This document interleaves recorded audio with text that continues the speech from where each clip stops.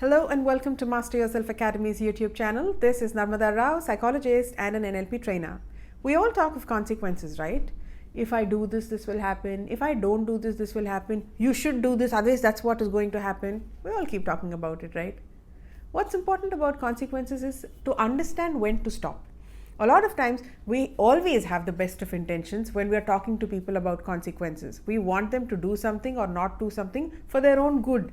But the way we land up telling about the consequences is so bad that they don't feel like doing it at all. I'll give you a simple example. Let's say a mother wants her child to eat and the child is refusing to eat. So the mother says, you have to eat, beta, otherwise you'll not get the energy to play, which is good. So far, so good. Now, if the mother goes one step extra and she says, you have to eat, otherwise you won't get the strength to play and your friends will call you a weakling and nobody will like you and nobody wants to play with you. Now that's where it's gone over the top. Or another example, somebody is new to driving and you, in all your good faith, you want them to drive well. So you tell them, be careful, okay? If you drive carelessly, you're going to kill somebody. Now tell me, who would want to drive after you're given that level of a consequence? After that, people will be so afraid that they'll say, it's okay, I don't want to drive, I don't want to kill people on the road. You need to know the difference between when your consequence seems to motivate and inspire somebody versus when is it going to actually land up scaring somebody. A lot of times parents use this mechanism of eat, otherwise the boochie will come and take you or the ghost will come and eat you. All these kind of weird consequences. You are instilling fears in the child about dark, about cats, about dogs, about so many things. Or do this, otherwise you'll look ugly. If you don't do like this, you'll become fat. And then nobody will want to be friends with you. Your clothes won't fit you. When you're talking of consequences in such negative ways, let alone motivate, you are demotivating them not just for that instance, but almost for their life.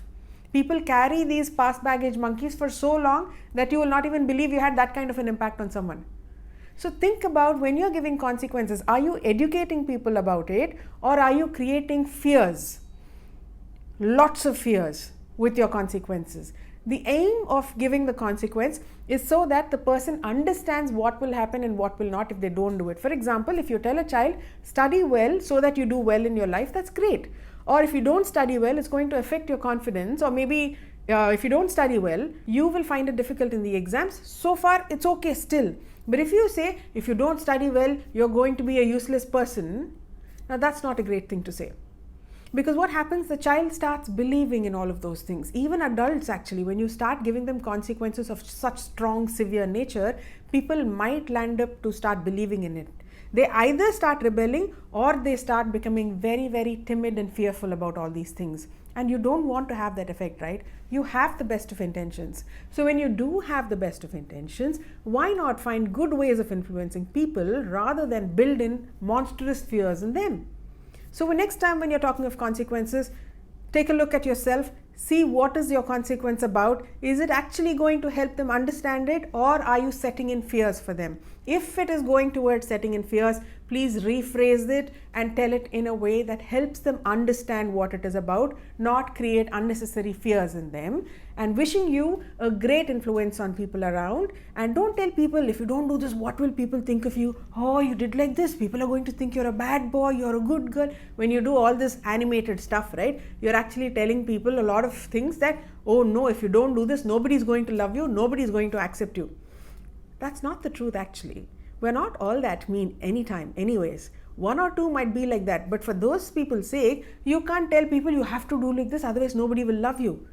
And you also operate on the same fear, then it's a lot worse. Because we're constantly doing things to please others. We're not doing things for the joy of doing. We're doing things for the fear of losing.